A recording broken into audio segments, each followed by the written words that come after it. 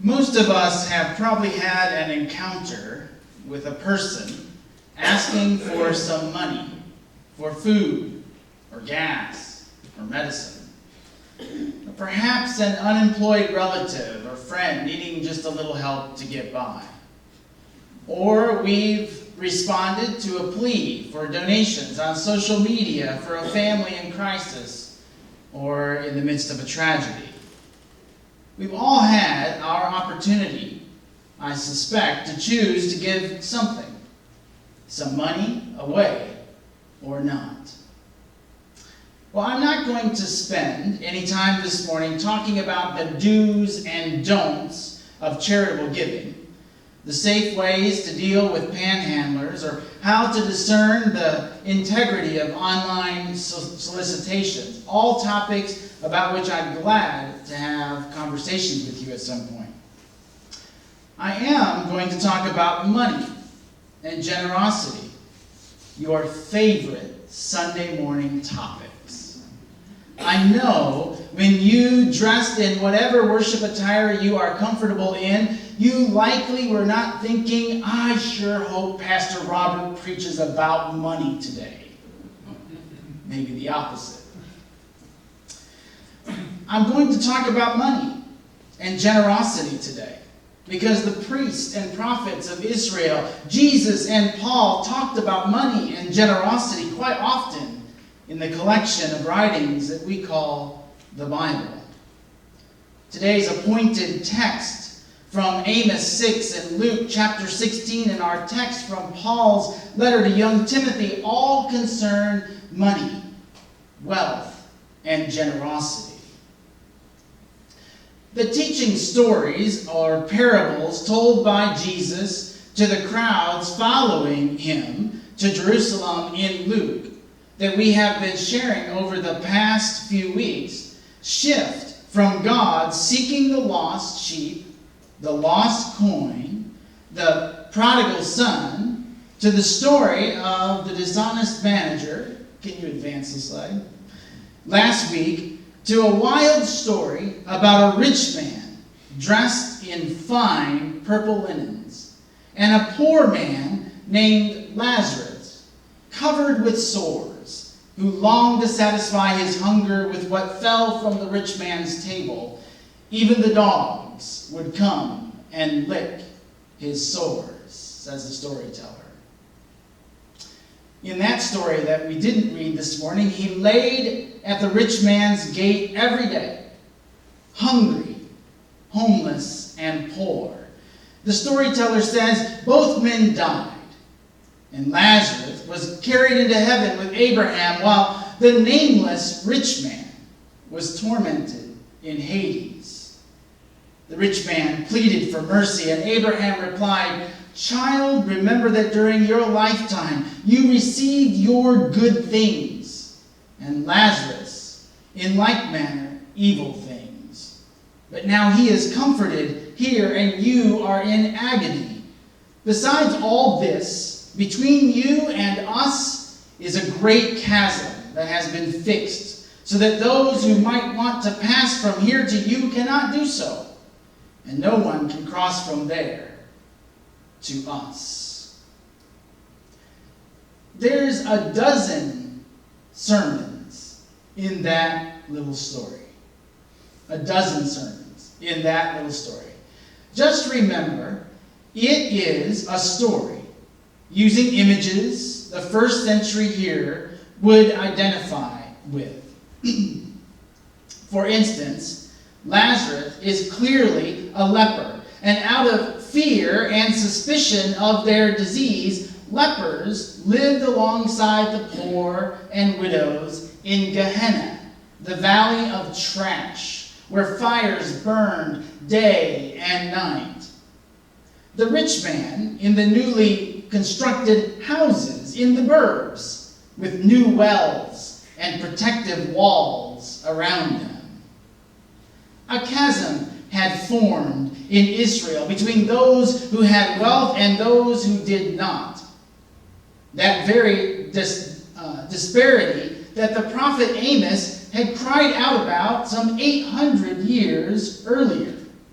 Alas for those who lie on beds of ivory and lounge on their couches and eat lambs from the flock and calves from the stall, who sing idle songs to the sound of the harp and, like David, improvise on instruments of music, who drink wine from bowls and anoint themselves with the finest oils, but are not grieved over the ruin of Joseph. Therefore they shall now be the first to go into exile, and the revelry of the loungers shall pass away. For Amos, the great chasm is represented by the Babylonian exile, which would carry off the wealthy elite to a foreign land and leave behind the poorer class to inhabit the promised land of Israel. The wealth gap or income inequality are phrases that are thrown all around a lot today and may represent or represent the chasm that the ancients were talking about way back in the time of Amos and in the time of Jesus as well. I read in several places this week that the gap between rich and poor continues to grow in our nation and across the globe.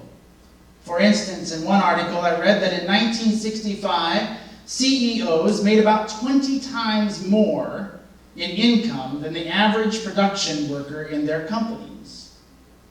In 2016, that gap had risen to 271 times more income.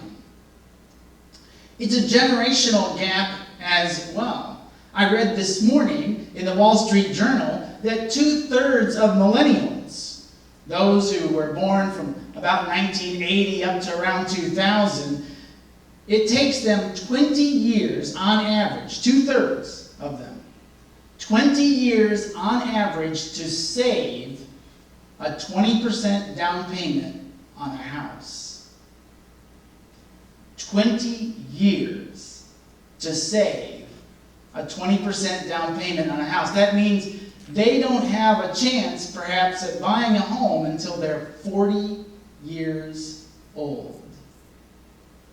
Think about how that's different from previous generations. Student loan debt has quadrupled in the last several decades, and tuition at college has soared 1,375% since baby boomers were in college. 1,375%. Student debt is crushing our millennial generation, as many of them come out with as much as $125,000 plus in debt by the time they get a degree that makes them employable in their field. Employable in their field. The inequality is even greater from a global perspective. In 2018, less than 1% of the world's population owned 45% of the world's wealth. Less than 1% of the world's population owned 45% of the world's wealth. This gap between rich and poor is especially apparent in the developing world.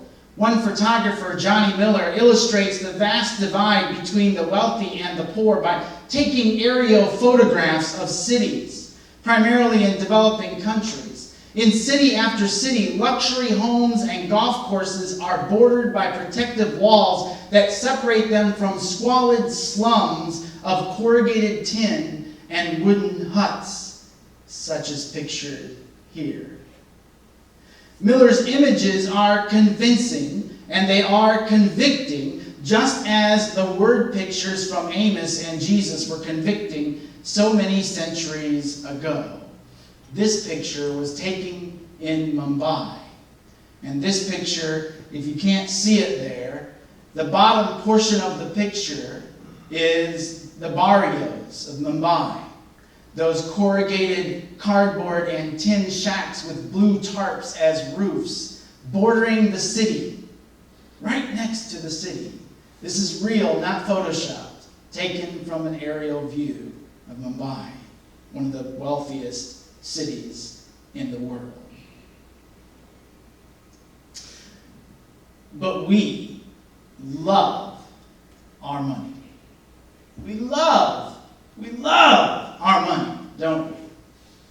I heard a story about a Texas ballet teacher who asked one of her 7-year-old little girls in the class what she wanted to be when she grew up. Now, I'm suspecting that the ballet teacher was hoping that the little girl would say a ballerina, right? The little girl answered with exuberance in her voice, "I want to be rich!" We laugh, but somewhere inside all of us, we want to be rich. We want to be rich. Maybe not uber rich, but we want to be rich. We want to have enough wealth to have what we need and want, with at least a little left over for a rainy day, right? Or that special little trip kind of thing. Our culture is saturated with messages that tell us that we need more of everything to be content. More clothes, more shoes, more electronics, more appliances, more streaming services, more square footage for all of the more. And of course, it all takes money. Money. We love our money and all the stuff it buys. The Apostle Paul got right to the heart of the issue at hand. In his letter to his young protege Timothy, he says, "There is great gain in godliness combined with contentment, for we brought nothing into the world, so that we can take nothing out of it." How true is that? But if we have food and clothing, we will be content with these. And he warned, "But those who want to be rich fall into temptation and are trapped by many senseless and harmful desires that plunge people into ruin and destruction." How many times have we read in the tabloids or seen on the national news program or the entertainment news of some celebrity or star who made it big, who made it rich, and whose lives spiraled into destruction and despair? Money, root of all evil, but necessary to live in our present society. Our economy demands that we have money as a resource to acquire our food and our goods and our services, both our necessities and our conveniences. Money. We love our money. And I want to suggest that just may be okay. All of you are looking at me like, what? Let me say that again. We love our money. And I want to suggest to you this morning that may just be okay. Got your attention now, don't I? There's a difference, though, you see. The love of money and to love your money. The love of money and to love your money. Paul warns of the love of money, for that's idolatry. That's putting our money before God, or at least at the same level as God in our lives. Paul doesn't condemn those who are rich, but warns them not to become haughty or place their trust in the uncertainty of riches, here one day, gone the next, or maybe even the later that day. Most of us don't think of ourselves as rich, although I suspect most of us have some wealth. We have some property, we have vehicles, we have investments, etc. In comparison to the 90+% of the global population, we in this room right now are uber rich. Uber, very rich. Even those of us living on Social Security alone are rich compared to the 90+% of the world's population that lives on less than $2 a day. You can't go to any fast food restaurant for less than $2 and get anything anymore. The top 3% we are, just by having an income and living in the United States. Top 3% of the world's population in wealth, we are, just by having an income and living in this place. Paul says to those who have wealth, do good, to be rich in good works, generous and ready to share. In other words, love your money. Love your money so much that you love with your money. Love your money. One sermon I heard, the preacher said there's a good love of money and a bad love of money. Bad love of money is focused on ourselves, while a good love of money, or good loving money, is focused on doing the most good for others. Now, I want to be clear, this is not the prosperity gospel message that basically argues that if you are rich, God desires you to be rich and even rewards you with wealth as some kind of blessing. And if you are poor, you are cursed, not living right, or just not praying the right prayers hard enough. It's not the gospel that I was taught right here in this very space years ago. So Paul urges us to love our money the good way, the way it benefits others, the way it benefits others. Dave Ramsey, author of Total Money Makeover and the guru of Financial Peace University, often says he wants to help people of faith make a whole bunch of money so that they can give a whole bunch away. I'm not plugging his program, his book, or his product. Just making a point here, by the way. You see, the problem is that most American Christians are remarkably ungenerous. Ungenerous. According to a recent book on the topic that did a study of American Christians, and 20% of U.S. Christians give absolutely nothing to charity. Not a dime. 20%. Not a dime. Most Christians, over 2/3, give very little. Usually 1 to 2% of their total income.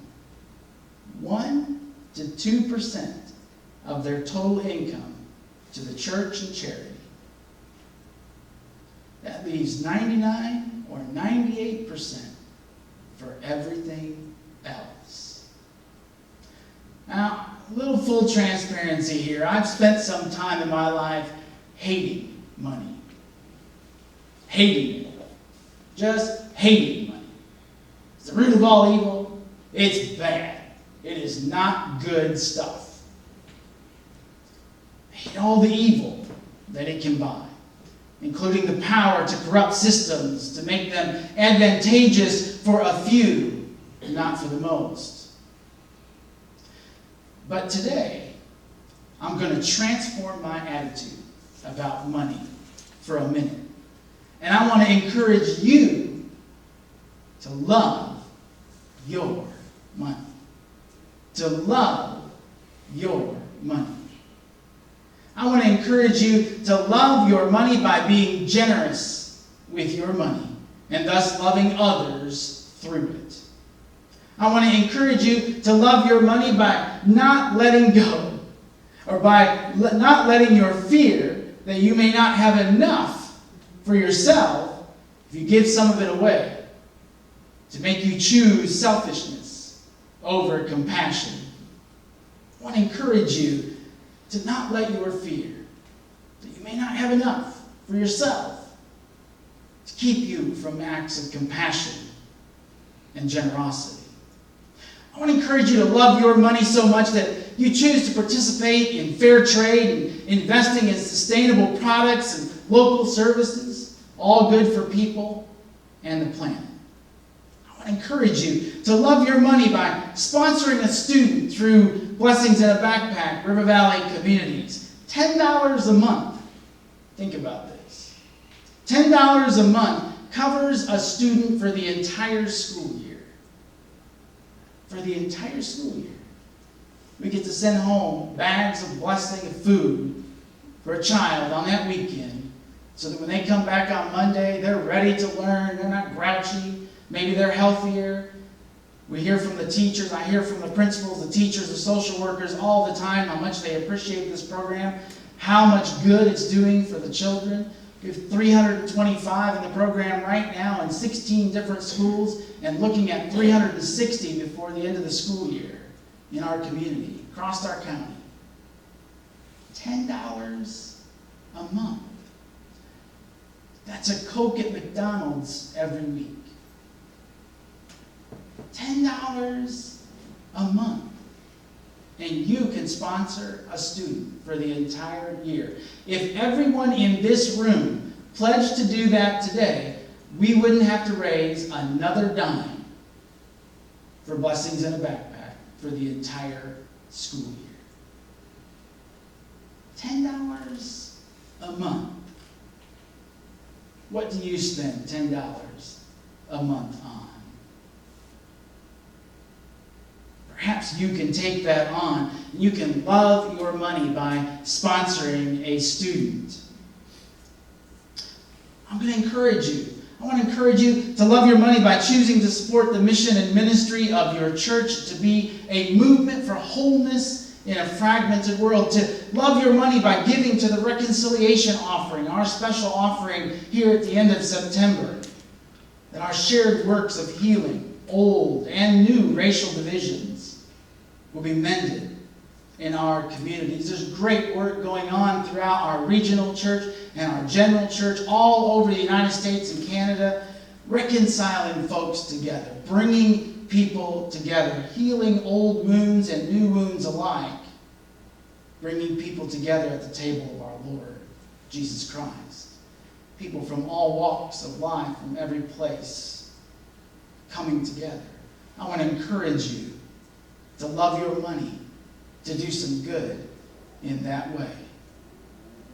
Now, I know that when you woke up this morning and when you got your cup of coffee or tea or whatever it is that you start out the day with, that you did not think that somebody was going to tell you to love your money today. And I'm here to tell you, love your money. Love your money by practicing generosity.